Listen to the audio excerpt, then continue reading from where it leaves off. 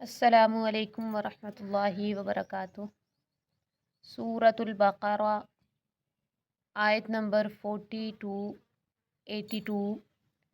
اعوذ باللہ من الشیطان الرجیم، بسم اللہ الرحمن الرحیم۔ یا بنی اسرائیل اذکروا، اے بنی اسرائیل یاد کرو نعمتی اللتی انعمت علیکم، میری نعمت جو میں نے تم پر انعام کی، وَأَوْفُوا بِعَہْدِی، اور تم میرا عہد پورا کرو، اوفی بعہدکم، میں تمہارا عہد پورا کروں گا، وَإِيَّایَ فَارْہَبُونِ، اور صرف مجھ ہی سے ڈرو۔ اسرائیل یعقوب علیہ السلام کا دوسرا نام یا لقب ہے، جس کے معنی اللہ کا بندہ، اس لیے ان کی اولاد کو بنی اسرائیل کہا جاتا ہے۔ اللہ تعالیٰ نے فرمایا، اے بنی اسرائیل میری نعمت یاد کرو جو میں نے تم پر انعام کی، اور تم میرا عہد پورا کرو، میں تمہارا عہد پورا کروں گا، اور صرف مجھ ہی سے ڈرو۔ اب یہاں پہ عہد کی تفصیل بیان نہیں فرمائی اللہ تعالیٰ نے، لیکن سورہ مائدہ میں اس عہد کی تفصیل موجود ہے۔ اللہ تعالیٰ کا ان سے یہ عہد تھا کہ تم نماز قائم کرو گے، زکوٰۃ دو گے، اور میرے رسولوں پر، جن میں نبی کریم صلی اللہ علیہ وسلم بھی شامل ہیں، ایمان لاؤ گے، ان کی مدد کرو گے، اور اللہ تعالیٰ کو اچھا قرض دو گے۔ اور اللہ تعالیٰ کا ان سے یہ عہد تھا کہ میں تمہارے ساتھ ہوں گا، اور تم سے تمہارے گناہ دور کر دوں گا، اور تمہیں جنتوں میں داخل کروں گا۔ وَإِيَّایَ فَارْہَبُونِ، اور صرف مجھ ہی سے ڈرو۔ وَآمِنُوا، اور ایمان لاؤ، بِمَا، اس پر، أَنزَلْتُ، جو میں نے اتارا ہے، مُصَدِّقًا، اس کی تصدیق کرنے والا ہے، لِمَا مَعَکُم، جو تمہارے پاس ہے، وَلَا تَکُونُوا أَوَّلَ كَافِرٍ بِهِ، اور تم سب سے پہلے اس سے کفر کرنے والے نہ بنو۔ وَلَا تَشْتَرُوا بِآيَاتِي ثَمَنًا قَلِيلًا، اور میری آیات کے بدلے تھوڑی قیمت مت لو۔ وَإِيَّایَ فَاتَّقُونِ، اور صرف مجھ ہی سے پس ڈرو۔ اب سب سے پہلے کافر بننے سے مراد یہ ہے کہ تم جانتے ہو کہ حضرت محمد صلی اللہ علیہ وسلم اللہ کے رسول ہیں، تمہیں تو چاہیے تھا کہ تم سب سے پہلے ایمان لاتے، لیکن تم نے کیا کیا کہ تم کفر کرتے ہو، تو تم پہلے کافر ہوئے۔ کیوں؟ کیونکہ جانتے بوجھتے ہوئے کفر کر رہے ہو تو تم پہلے کافر ہو، اور یہ تمہارا اپنے آپ پر ظلم ہے۔ مشرکین مکہ نے جو کفر کیا تھا وہ ان کی جہالت کی وجہ سے تھا، لیکن اہل کتاب کو، بنی اسرائیل کو پتہ تھا، اس کے باوجود انہوں نے کفر کیا تو یہ پہلے کافر ٹھہرے۔ وَلَا تَشْتَرُوا بِآيَاتِي ثَمَنًا قَلِيلًا، اور میری آیات کے بدلے تھوڑی قیمت مت لو، وَإِيَّایَ فَاتَّقُونِ، اور صرف مجھ ہی سے پس ڈرو۔ مطلب دنیاوی مفاد کے لیے اللہ تعالیٰ کی آیات کو چھپانا، کیونکہ اہل کتاب بنی اسرائیل اس طرح کیا کرتے تھے، تو اللہ تعالیٰ نے فرمایا کہ ایسے نہ کرو، میری آیات کے بدلے تھوڑی قیمت مت لو، اور صرف بس مجھ ہی سے ڈرو۔ وَلَا تَلْبِسُوا الْحَقَّ بِالْبَاطِلِ، اور حق کو باطل کے ساتھ غلط ملط نہ کرو، وَتَكْتُمُوا الْحَقَّ، اور نہ حق کو چھپاؤ، وَأَنْتُمْ تَعْلَمُونَ، جب کہ تم جانتے ہو۔ جاننے کے باوجود حق کو چھپانا یہ کوئی اچھی بات نہیں ہے۔ اس آیت کا اللہ تعالیٰ کی کتاب یعنی قرآن مجید کی اجرت سے کوئی تعلق نہیں ہے، کیونکہ یہ اجرت کسی غلط کام پر نہیں، بلکہ یہ ایک بڑی پاکیزہ محنت ہے۔ رسول اللہ صلی اللہ علیہ وسلم نے فرمایا، ان احق ما اخذتم علیہ اجرا کتاب اللہ، سب سے زیادہ حق چیز جس پر تم اجرت لو اللہ کی کتاب ہے۔ تو بعض لوگ یہ کہتے ہیں کہ اس سے مراد صرف دم کی اجرت ہے، لیکن نبی کریم صلی اللہ علیہ وسلم نے چند صورتوں کی تعلیم کے بدلے ایک صحابی سے ایک خاتون کا نکاح کر دیا تھا۔ تھوڑی قیمت لینے کا یہ بھی مطلب نہیں ہے کہ زیادہ قیمت لے لو، کوئی مسئلہ نہیں، بلکہ مطلب یہ ہے کہ اللہ تعالیٰ کی آیات کے بدلے میں پوری دنیا بھی اگر کوئی دے تو وہ بھی تھوڑی ہے۔ کل متاع الدنیا قلیل، اللہ تعالیٰ فرماتی ہیں کہہ دو دنیا کا سامان بہت تھوڑا ہے۔ ولا تلبسوا الحق بالباطل، اور حق کو باطل کے ساتھ خلط ملط نہ کرو، وتکتموا الحق، اور نہ حق کو چھپاؤ، وانتم تعلمون، جبکہ تم جانتے ہو۔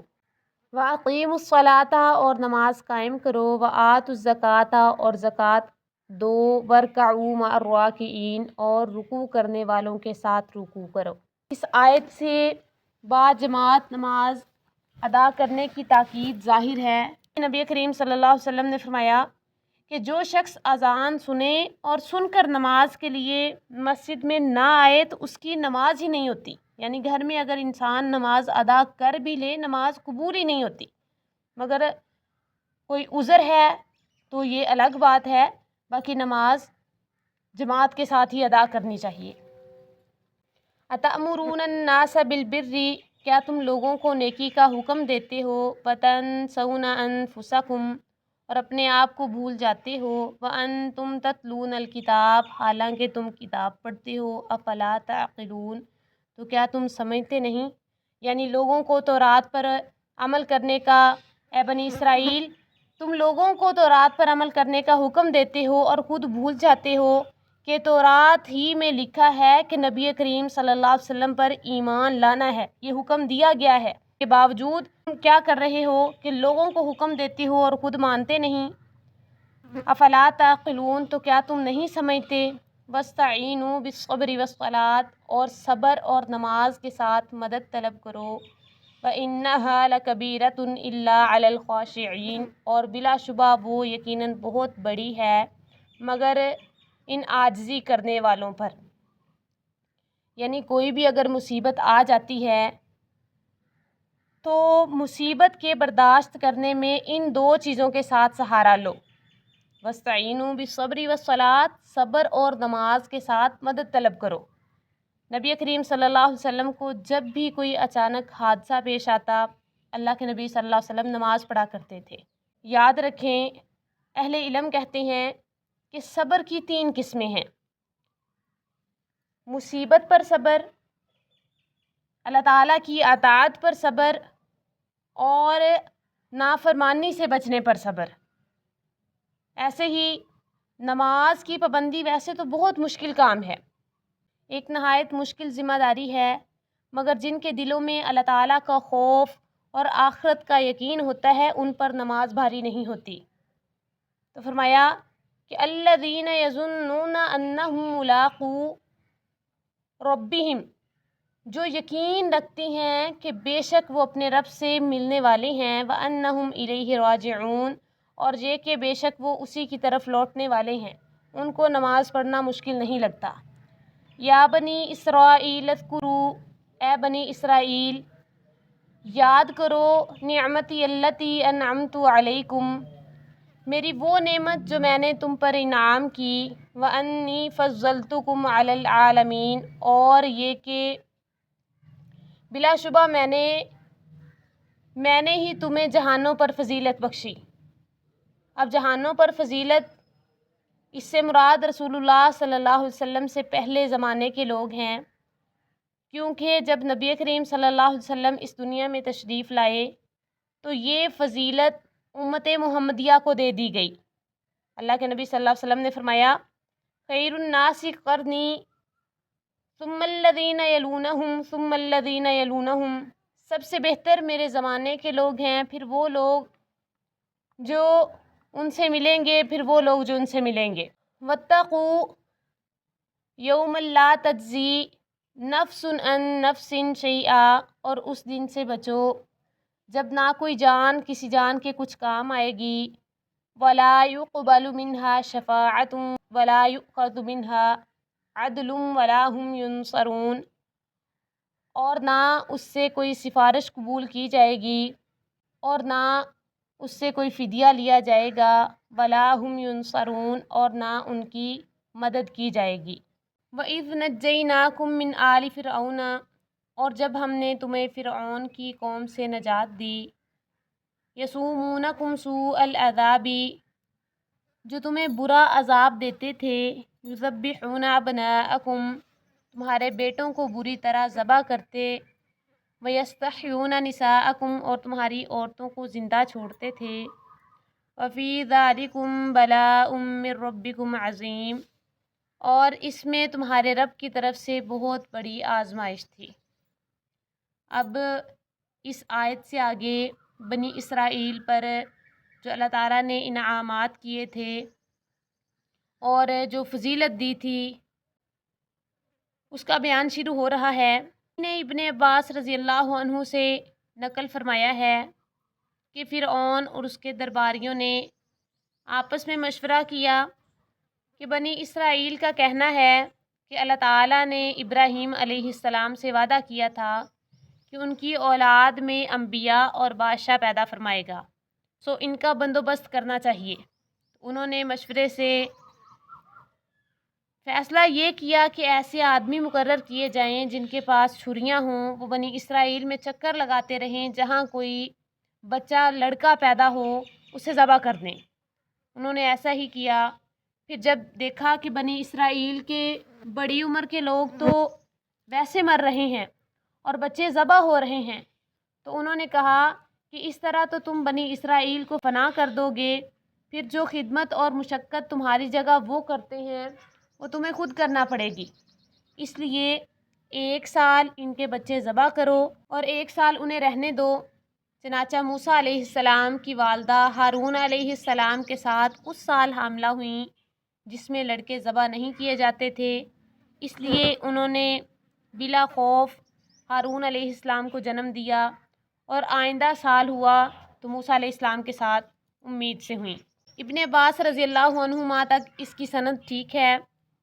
عام طور پر یہاں فرعون کے خواب کا ذکر کیا جاتا ہے کہ اس نے دیکھا تھا کہ بنی اسرائیل کا ایک شخص اس کی سلطنت ختم کرنے کا باعث ہوگا، اس لیے اس نے لڑکوں کو قتل کرنے کا حکم دیا تھا، مگر اس بات کی کوئی حقیقت نہیں ہے۔ یہ واقعہ عاشوراء یعنی 10 محرم کے دن پیش آیا۔ ابن عباس رضی اللہ عنہما فرماتی ہیں کہ نبی کریم صلی اللہ علیہ وسلم مدینہ میں تشریف لائے تو یہود کو دیکھا کہ وہ عاشوراء کا روزہ رکھتے ہیں۔ آپ صلی اللہ علیہ وسلم نے پوچھا یہ کیا ہے؟ انہوں نے کہا یہ ایک عظیم دن ہے، اس دن اللہ تعالیٰ نے بنی اسرائیل کو ان کے دشمن سے نجات دی، تو موسیٰ علیہ السلام نے اس دن کا روزہ رکھا۔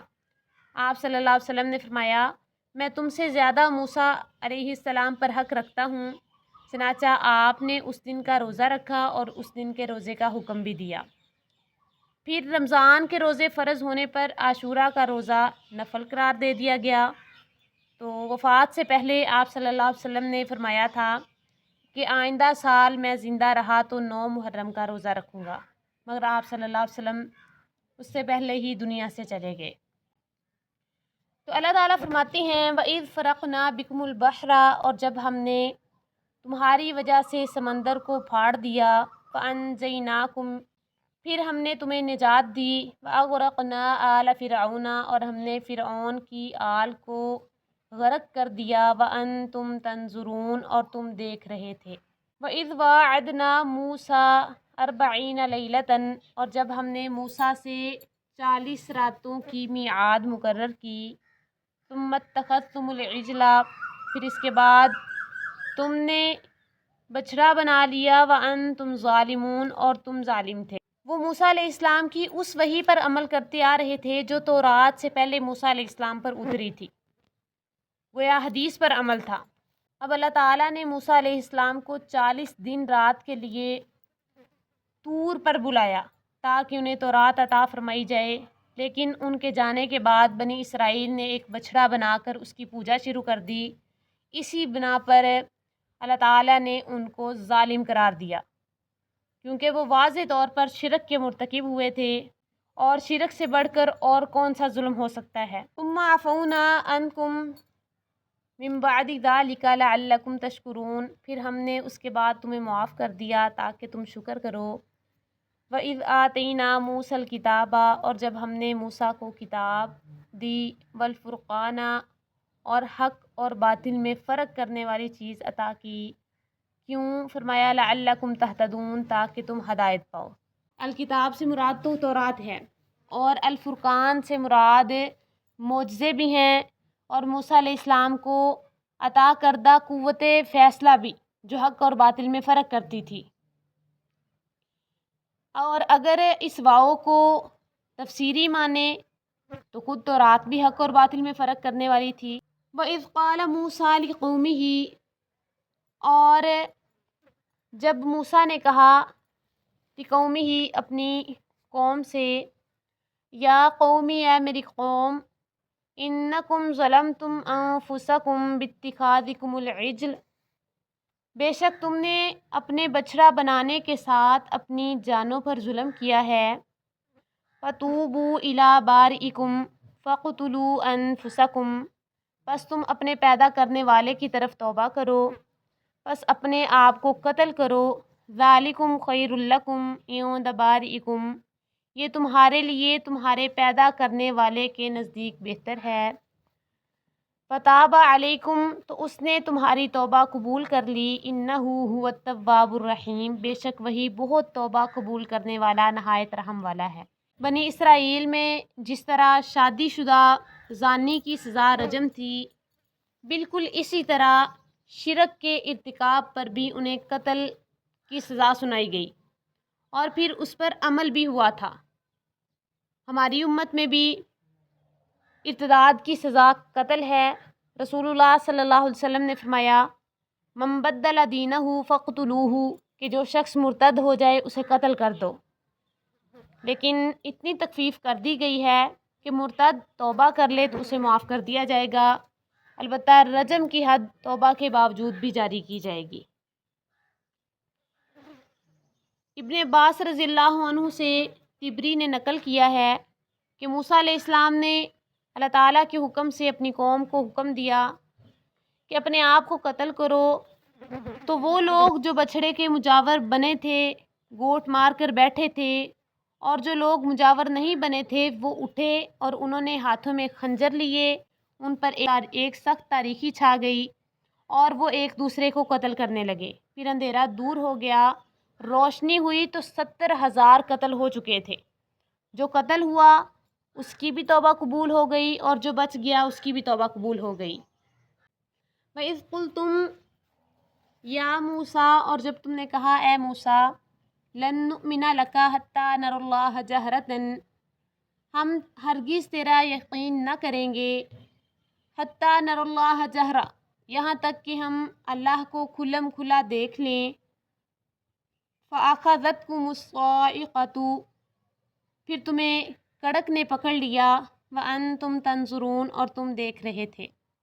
اکثر مفسرین کا کہنا ہے کہ یہ بات کہنے والے وہ 70 آدمی تھے جن کا سورہ اعراف آیت نمبر 155 میں ذکر ہے، جنہیں موسیٰ علیہ السلام نے اللہ تعالیٰ کے مقرر کردہ وقت کے لیے چنا تھا۔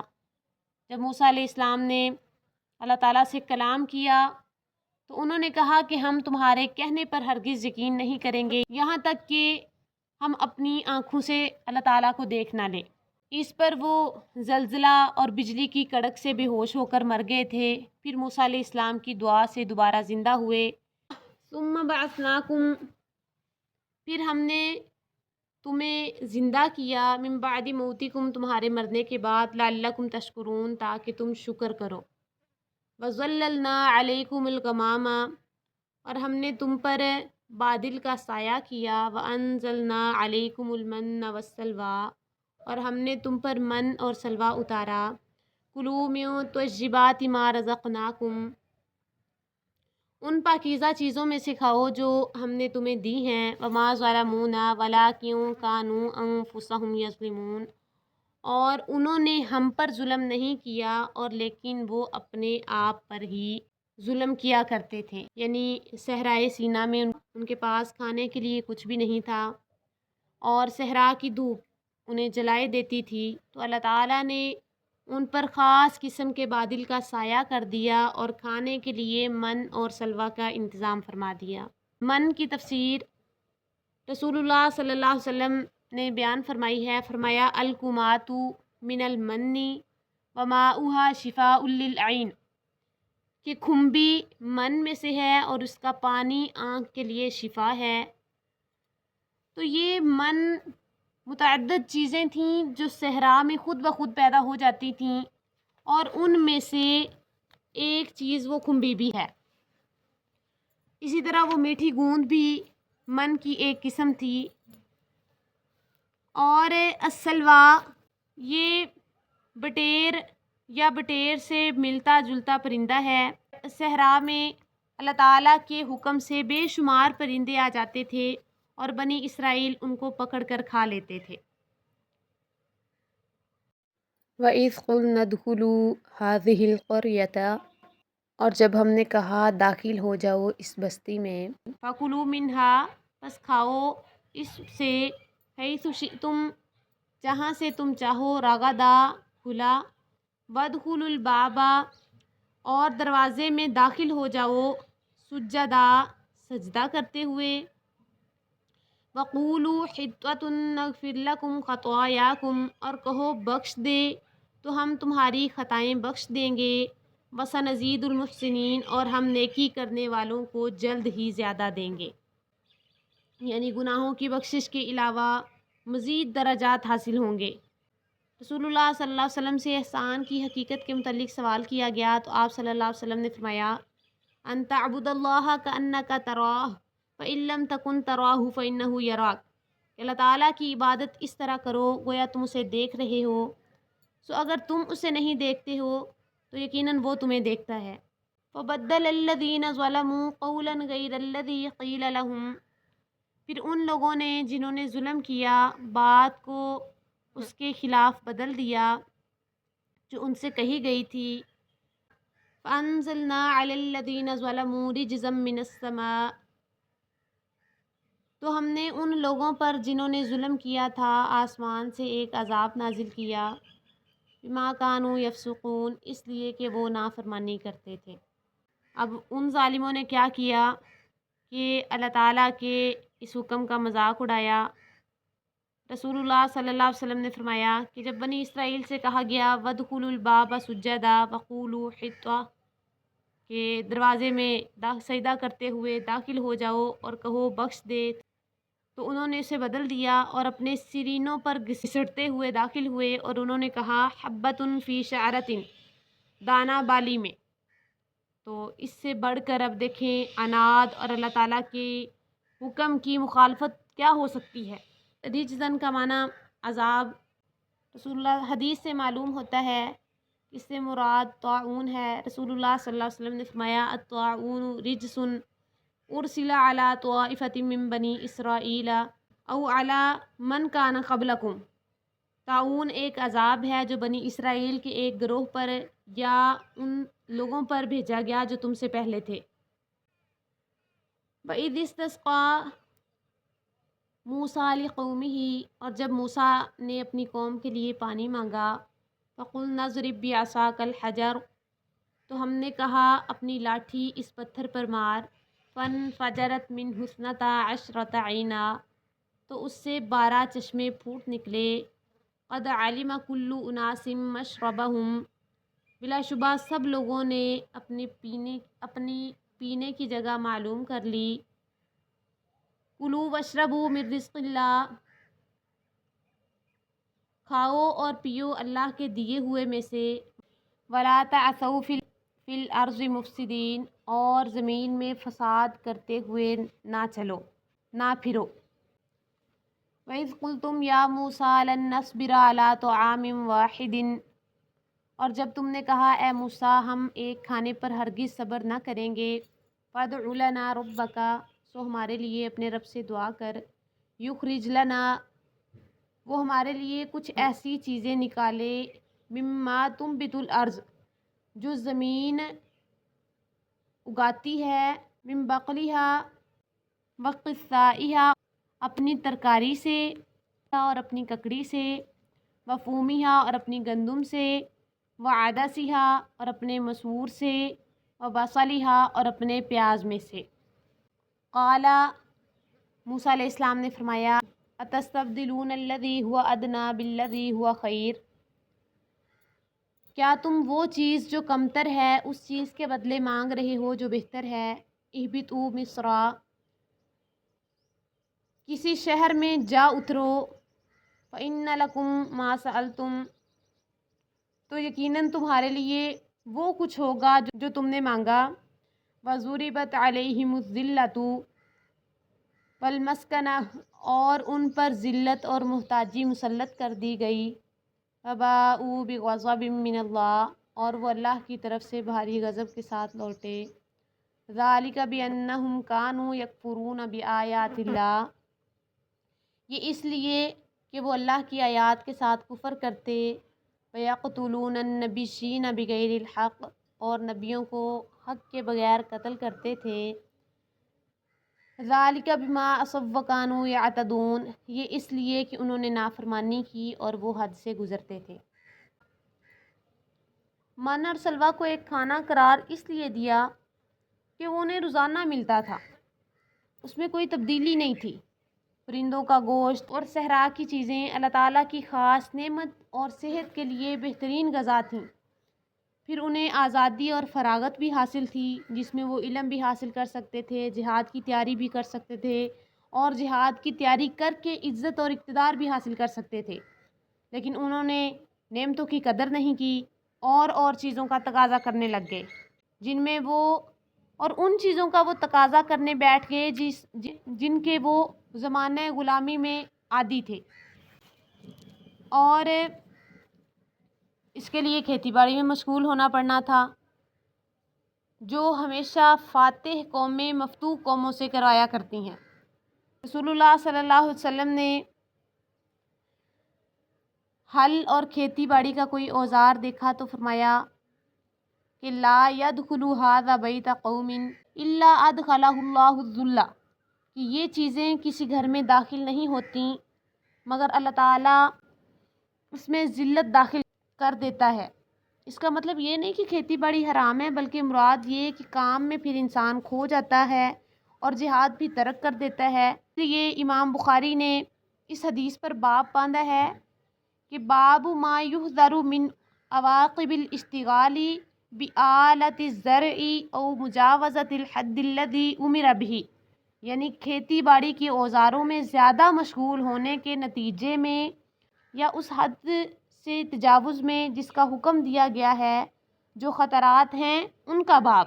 اسی طرح وہ نبیوں کو بھی قتل کیا کرتے تھے۔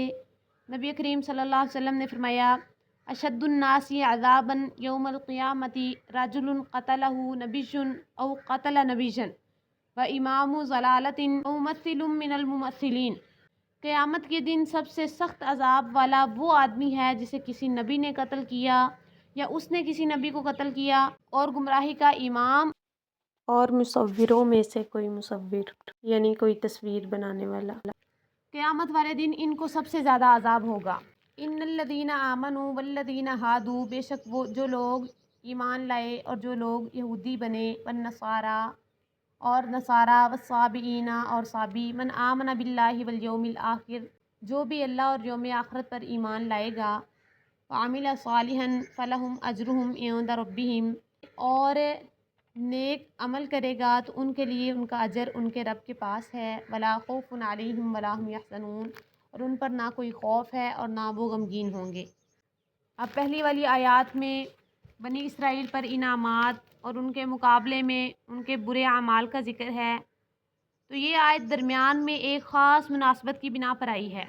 اللہ تعالیٰ نے ان پر ذلت اور رسوائی مسلط کرنے کی بات کی تو اللہ تعالیٰ نے اپنی عادت کے مطابق ان کے لیے اپنی رحمت کا ذکر بھی فرمایا ہے کہ بنی اسرائیل کا ہر فرد اس ذلت اور محتاجی اور اللہ تعالیٰ کے غضب کا نشانہ نہیں، بلکہ اللہ تعالیٰ پہلے بھی مہربان تھا اور اب بھی توبہ کا دروازہ کھلا ہے۔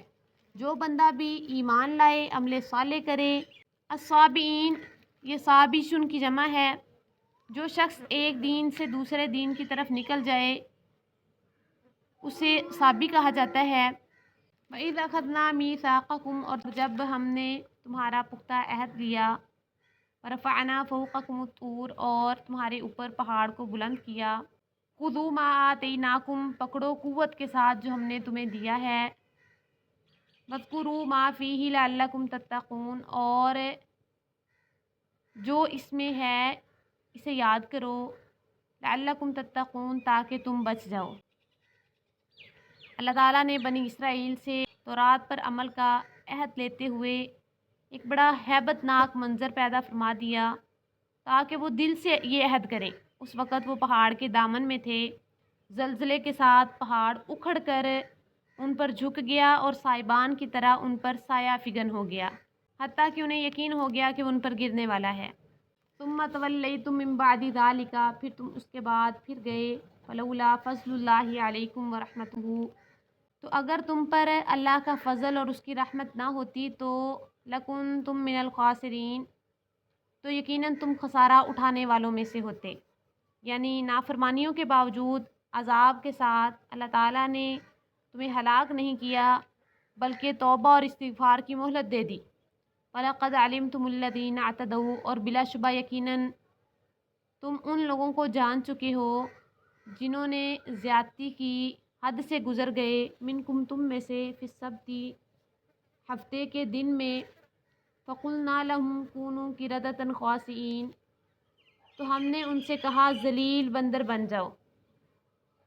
ہفتے کے دن میں زیادتی کا واقعہ بنی اسرائیل میں معروف تھا۔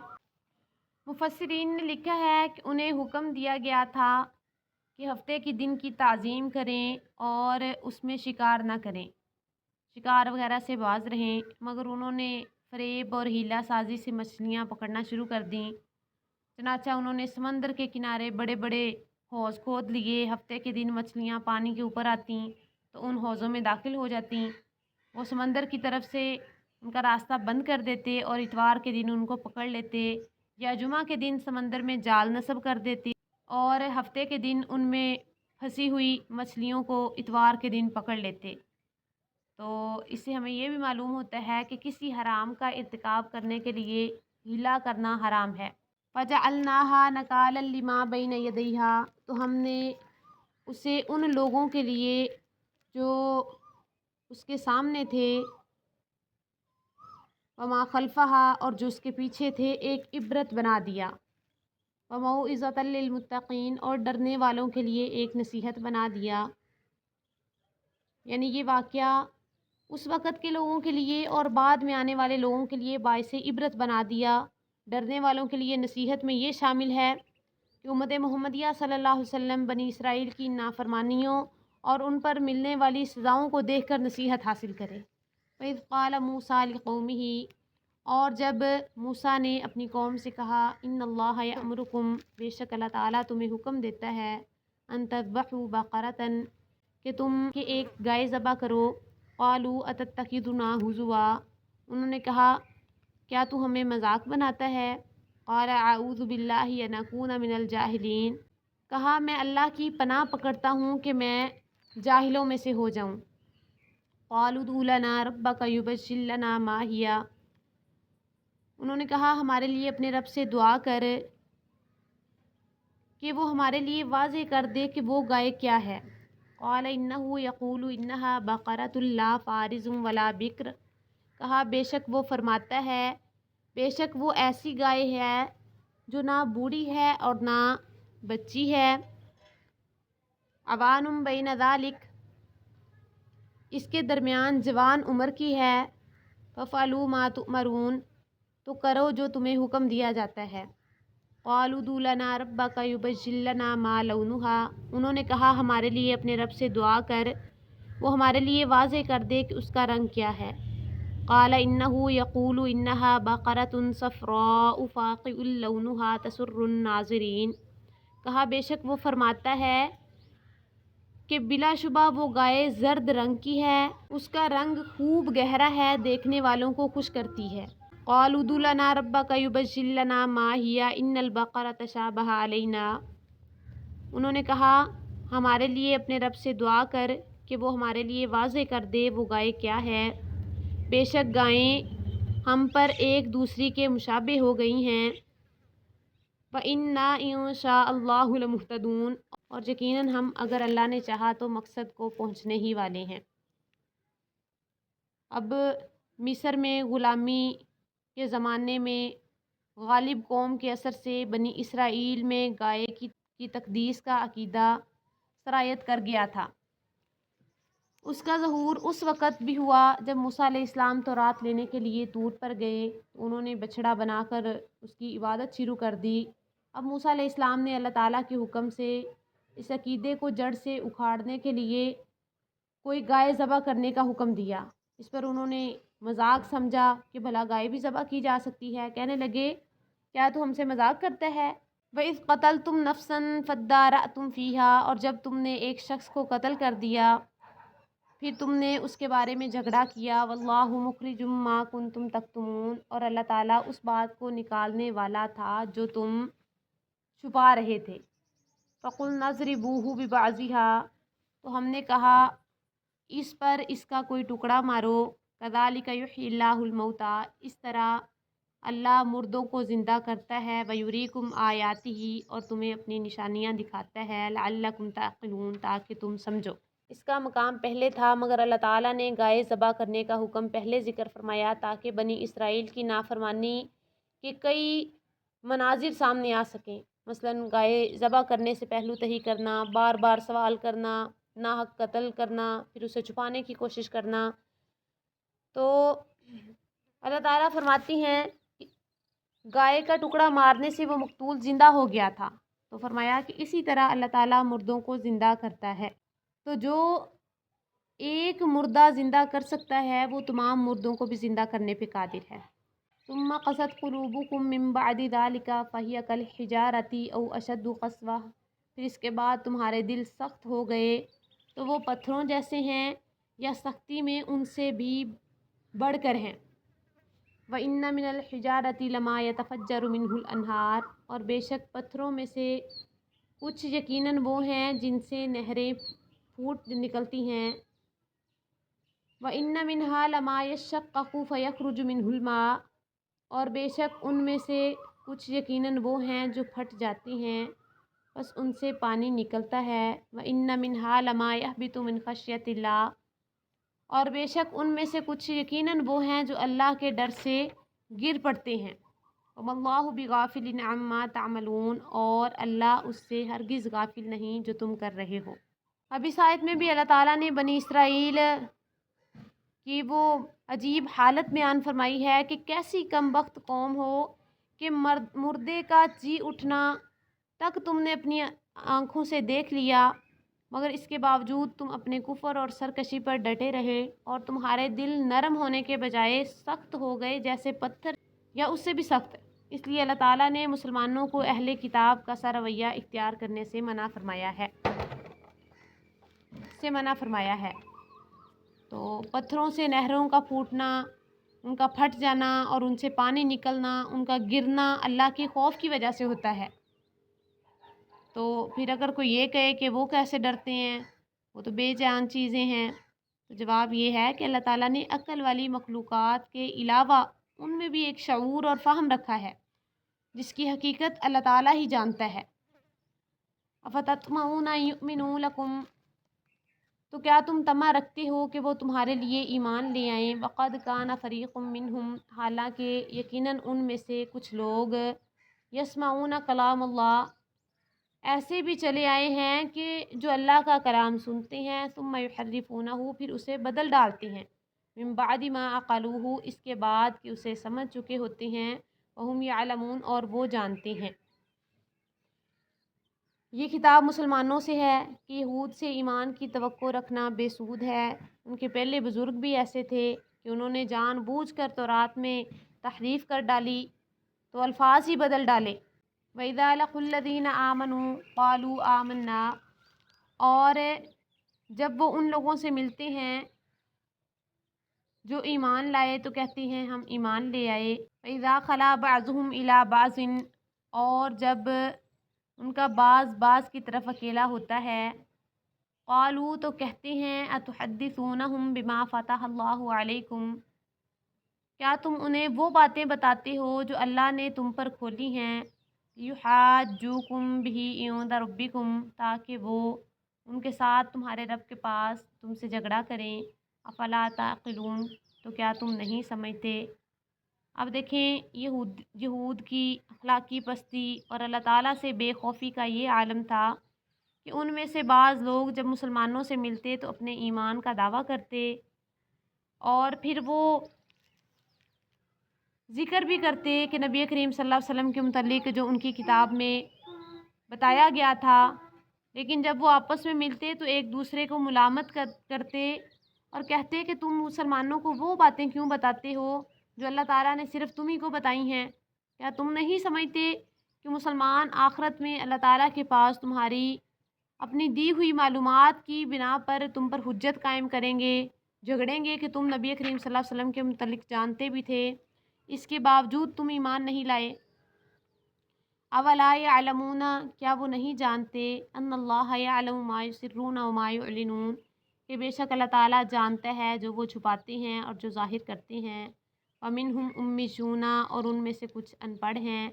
ला यअलमूनल किताबा, जो किताब का इल्म नहीं रखते। इल्ला अमानिशा, सिवाय चंद आरजुओं के। व इनहुम इल्ला यज़ुन्नून, और वो इसके सिवा कुछ नहीं के गुमान करते हैं। बनी इसराइल के इनाद और सरकशी को बयान करने के बाद अब उनके मुख्तलिफ तबकों का बयान शुरू हुआ। उनकी हालत बयान की गई। उम्मी वो है जो लिखना पढ़ना ना जानता हो। फ़वैलुल लिल्लज़ीना यक्तुबूनल किताब बिअयदीहिम, बस उन लोगों के लिए बड़ी हलाकत है जो अपने हाथों से किताब लिखते हैं। सुम्मा यक़ूलून हाज़ा मिन इंदिल्लाह, फिर कहते हैं कि अल्लाह के पास से है, ताकि लियश्तरू बिही समनन क़लीला, ताकि इसके साथ थोड़ी कीमत हासिल करें। फ़वैलुल लहुम मिम्मा कतबत ऐदीहिम, बस उनके लिए बड़ी हलाकत इसकी वजह से है जो इनके हाथों ने लिखा। ववैलुल लहुम मिम्मा यक्सिबून, और उनके लिए बड़ी हलाकत इसकी वजह से है जो वो कमाते हैं। यानी तालीम याफ्ता तबके की हालत ये है कि वो ख़ुद गुमराह हैं और दूसरों को भी गुमराह करने की कोशिश करते हैं, गलत फतवे देते हैं। वक़ालू अन तमस्सनन्नारु इल्ला अय्यामम मअदूदा, और उन्होंने कहा हमें आग हरगिज़ नहीं छुएगी मगर गिने हुए चंद दिन। कुल अत्तख़ज़्तुम इंदल्लाहि अहदा, कह दे क्या तुमने अल्लाह के पास कोई अहद ले रखा है। फ़लन युख़्लिफ़ल्लाहु अहदहु, तो अल्लाह कभी अपने अहद के ख़िलाफ़ नहीं करेगा। अम तक़ूलूना अलल्लाहि मा ला तअलमून, या तुम अल्लाह पर वो बात कहते हो जो तुम नहीं जानते। वो कहते थे हम अल्लाह के महबूब और प्यारे हैं, हम चाहे जितने मर्ज़ी गुनाह कर लें जहन्नम में हमें नहीं डाला जाएगा, और अगर डाले भी गए तो चंद दिन वहाँ रख कर निकाल लिए जाएंगे। अबू हुरैरा रज़ियल्लाहु अन्हु बयान करते हैं कि एक दफ़ा रसूलुल्लाह सल्लल्लाहु अलैहि वसल्लम ने खैबर के यहूदियों से कई सवाल किए। उनमें से एक ये भी था, मन अहलुन्नार, कि आग में जाने वाले कौन हैं। उन्होंने कहा हम उसमें थोड़ी देर रहेंगे, फिर उसके बाद तुम हमारी जगह ले लोगे। तो आप सल्लल्लाहु अलैहि वसल्लम ने फरमाया, इक्सऊ फ़ीहा वल्लाहि ला नख़्लुफ़ुकुम फ़ीहा अबदा, तुम ही इसमें दफ़ा दूर रहो, अल्लाह की कसम हम इसमें कभी तुम्हारी जगह नहीं लेंगे। बला मन कसब सय्यतम व अहातत बिही खतीअतुहु, क्यों नहीं जिसने बड़ी बुराई कमाई और उसे उसके गुनाहों ने घेर लिया। फ़उलाइका अस्हाबुन नार, तो वही लोग आग वाले हैं। हम फ़ीहा ख़ालिदून, वो उसमें हमेशा रहने वाले हैं। इससे मुराद कुफ़र और शिरक है। वल्लज़ीना आमनू व आमिलुस्सालिहात, और जो लोग ईमान लाए और उन्होंने नेक अमाल किए। उलाइका अस्हाबुल जन्नति हुम फ़ीहा ख़ालिदून, वही जन्नत वाले हैं, वो उसमें हमेशा रहने वाले हैं। यानी कुफ़र पर वईद के बाद ईमान और अमल साले पर अल्लाह ताला ने बशारत दी है। ये कुरान का आम उसलूब है कि बशारत और नज़ारत दोनों इकट्ठी ज़िक्र होती हैं। फरमाया कि यही लोग जन्नत वाले हैं, हम फ़ीहा ख़ालिदून, वो उसमें हमेशा रहने वाले हैं। हाज़ा मा इंदी, अल्लाहु आलम बिस्सवाब।